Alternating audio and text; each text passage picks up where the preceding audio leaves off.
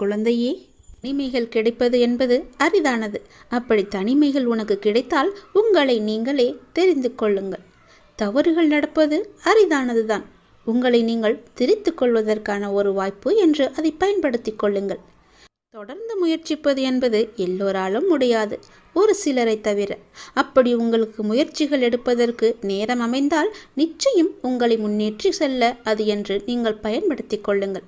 எதிரிகள் கிடைப்பது உங்களை நீங்களே வளர்த்து கொள்ள என்பதற்கு தெரிந்து கொள்ளுங்கள். சூழ்ந்துள்ள துயரங்களையும் சூழ்ச்சிகளையும் எதிர்த்து அதை தகர்க்க செயல்பட்டால் அதற்கு பெயர்தான் உனக்கு உண்டான தைரியம்.